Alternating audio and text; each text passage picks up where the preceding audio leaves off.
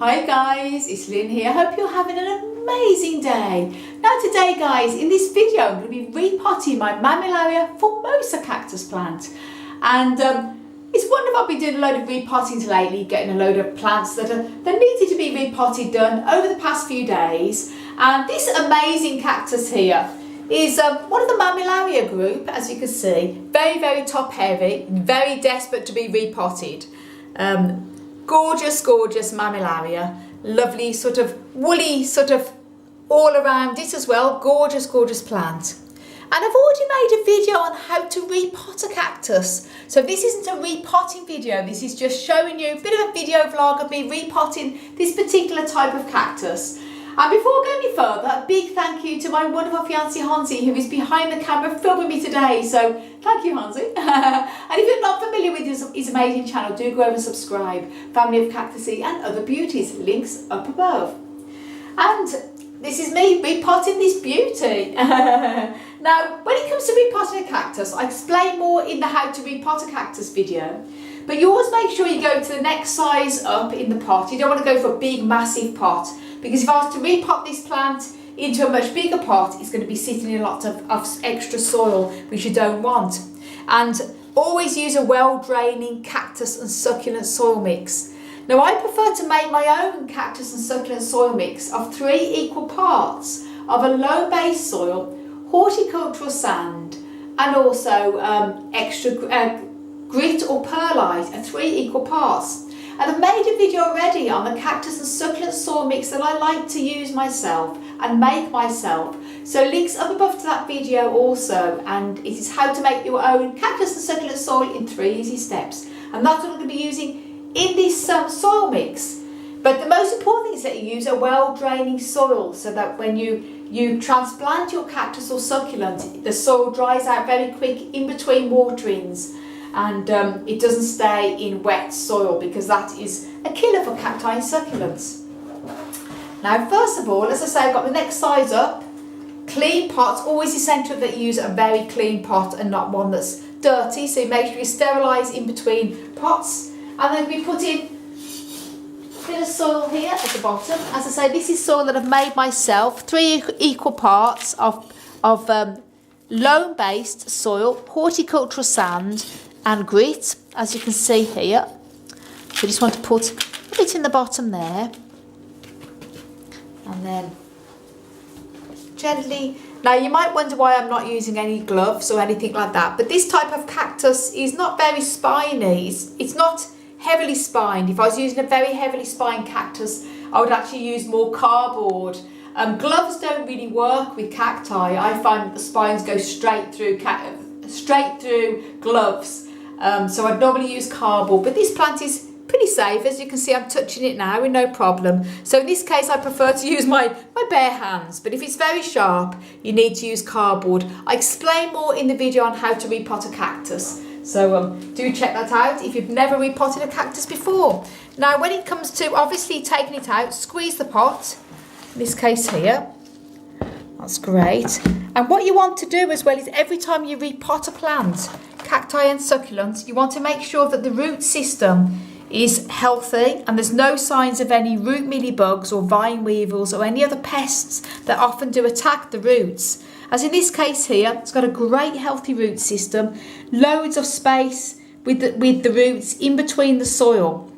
Now if the roots were very compacted, then I would recommend probably teasing out the roots very gently before repotting it into the new pot, so it can acclimatise to the new soil much better. But in this case, there's loads of root space here, and personally myself, the less you disturb the roots, the better.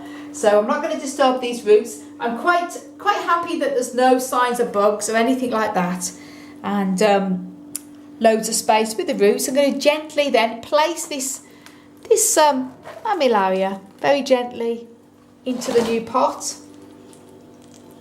like so. And then what I'm going to be doing now is gently putting all the soil around the base. Now I'm lucky I've got my hands free with this, because I've got Hansi to film. I wouldn't be able to do this with one hand. And putting it all around the edges here. And as I say, if the root system was very compacted, I would have to tease the roots out gently before putting into this new pot, because otherwise it would stay in the shape of the old pot I had it in. But this root's nice and free here, so no problem here. And I like to use a very well draining cactus and succulent soil mix here.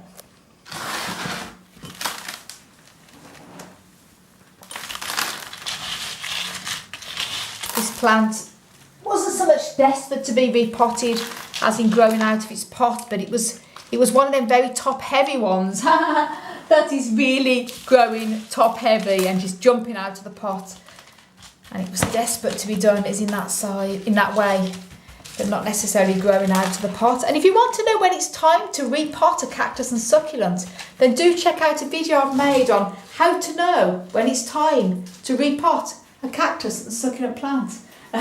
It's not always about when the roots are coming through the bottom of the pot. It can be other things as well. There we go. Now I may top dress this as well over the next day or so, but it's okay for now. And don't press too hard down when you're repotting, because you don't want to damage any roots. You want to make sure there's air in the roots as well, in the soil I should say. Gently tap, because that will help to push any soil down into the sides of the pot so there's no air pockets. Stick the label on, Mammillaria formosa. There we go.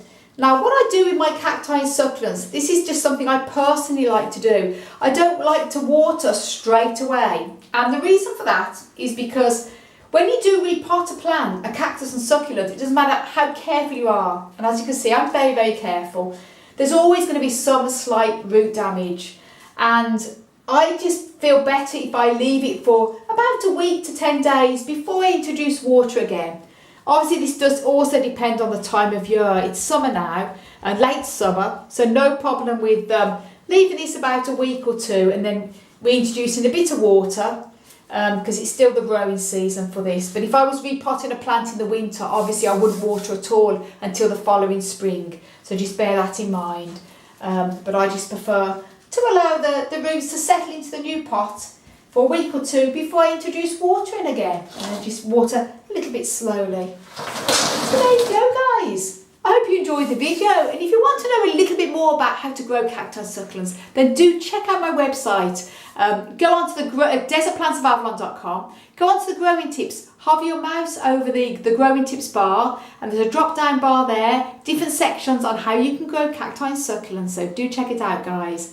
And hopefully if you're new to the hobby, you'll learn a thing or two. And I hope you enjoyed the video, and as I say, if you want to know more about how to repot cacti, do check my video out. And I've made many playlists as well, many videos on my playlist on how to repot cacti and succulents, so do check that out as well. And a big thumbs up to Hansi for filming. So guys, I want to thank you so much for watching, and I want to send you loads of love, heaps of happiness, and tons of cactus power from across the Emerald Isle. And until the next video, bye. Thank you for repotting me.